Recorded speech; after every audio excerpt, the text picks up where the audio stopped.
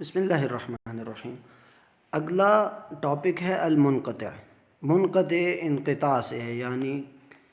یہ اتصال کی ضد ہے، یعنی اتصال سے مراد جڑا ہوا ہونا، انقطاع کا مطلب الگ ہونا جو ہے علیحدہ ہونا۔ اصطلاحاً ما لم يتصل اسناده على اي وجه كان انقطاع، یعنی سند کا غیر متصل ہونا، منقطع ہونا، یعنی راویوں کا گرا ہوا ہونا، وہ کسی طرح سے بھی ہو، شروع سے ہو، آخر سے ہو، درمیان سے ہو، یا کسی لحاظ سے بھی ہو۔ یہ بنیادی طور پر متقدمین، شروع کے جو علماء ہیں، جو پہلے کے علماء تھے، انہوں نے یہی تعریف لکھی ہے اور اسی کو بیان کیا ہے کہ منقطع سے مراد کہ شروع سے انقطاع ہو سند کے، آخر سے انقطاع ہو، درمیان سے ہو، کسی طرح کا بھی انقطاع ہو، یا دو راوی بھی اکٹھے گرے ہوئے ہوں جس کو معضل کہا جاتا ہے، تو ان سب پر یہ منقطع کا نام جو ہے وہ لگے گا۔ لیکن اب متاخرین کے ہاں جو ہے یہ ڈیفینیشن تھوڑی سی بدلی ہے۔ وہ یہ ہے کہ انہوں نے کہا ہے کہ مرسل کی اپنی ڈیفینیشن ہے کہ جس میں صحابی کا واسطہ نہیں ہوتا، معضل کی اپنی ڈیفینیشن ہے کہ جس میں دو راوی یا دو سے زیادہ اکٹھے گرے ہوئے ہوں، اور معلق کی اپنی ڈیفینیشن ہے کہ شروع سے، یعنی سند کے شروع سے بخاری یعنی ان کے استاد یا ان کے استاد کے استاد گرے ہوئے ہوں، ان کی جو ہے ان کا واسطہ ذکر نہ ہو، تو اس کو معلق کہتے ہیں۔ اب ان تین صورتوں کے علاوہ کوئی اور انقطاع ہے، یعنی درمیان سے کوئی راوی ایک آدھ حذف ہے، یا ایک سے زیادہ دو جگہوں سے وہ حذف ہے، یعنی دو مختلف جگہوں سے وہ راوی حذف ہیں، تو اس کو منقطع کہا جائے گا۔ یعنی ایسی روایت جس کی سند میں انقطاع تو ہو، راوی تو گرے ہوئے ہوں، لیکن اس پر مرسل کا نام بھی فٹ نہ ہو، یعنی صحابی نہ ہو اس میں گرا ہوا، یا اس پر معضل کا نام بھی نہ فٹ ہے، یعنی دو راوی اکٹھے بھی نہ گرے ہوئے ہوں، اور اس پر معلق کا نام بھی فٹ نہ ہے، یعنی شروع سے راوی نہ گرے ہوئے ہوں، سند کے شروع سے دائیں طرف سے،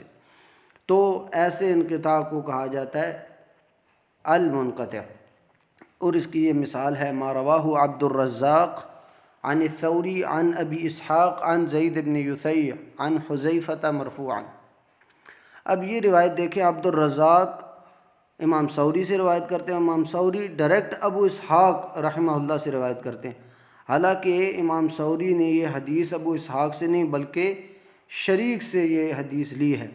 اور ان سے یہ سنی ہے، لیکن انہوں نے ان کا درمیان میں واسطہ ذکر نہیں کیا،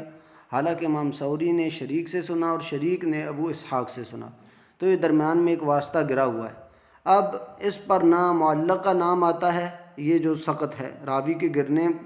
کی جو جگہ بن رہی ہے، نہ اس پر معلق کا نام آتا ہے کہ یہ مصنف کی شیخ کی ہے، یعنی دائیں طرف سے پہلا راوی بھی نہیں ہے،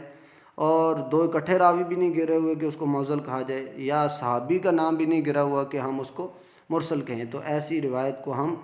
منقطع کہیں گے۔ اور یہ عام آج کل کے متاخرین، یا جو ایک متاخرین کی اصطلاح چل رہی ہے اہل الحدیث کی اور محدثین کی، ان کے تحت منقطع کی یہ ڈیفینیشن ہے، اور یہ حدیث ہے ان ولیتموہا ابا بکر فقوی امین، کہ ابو بکر رضی اللہ تعالی عنہ کو اگر آپ خلافت کا بار دیتے ہیں اور ان کو والی بناتے ہیں، فقوی امین، اور وہ انتہائی امانت دار ہیں، قادر ہیں، اس پر قوی ہیں، اور آپ کو بتا دیا کہ اس کے سند میں کس طرح کا جو ہے انقطاع ہے۔ اب ایسے انقطاع کا حکم یہ ہے کہ یہ بھی ضعیف ہے، کیونکہ اس میں وہ شرط موجود نہیں ہے جو صحیح حدیث کی شرط ہے کہ سند متصل ہونی چاہیے، راوی سارے موجود ہونے چاہیے، کوئی راوی گرا ہوا نہ ہو۔ اب راوی گر گیا تو وہ ایک شرط ختم ہو گئی،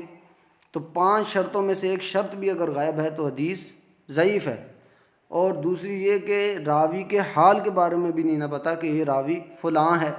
اگر تو پتہ چل گیا ہے، دوسری سند سے یہ ثابت ہو گیا ہے، تو پھر تو اس کو لیا جائے گا، البتہ نہ پتہ چلے تو وہ حدیث ضعیف ہے۔ تو یہ منقطع روایت ہے ایسی۔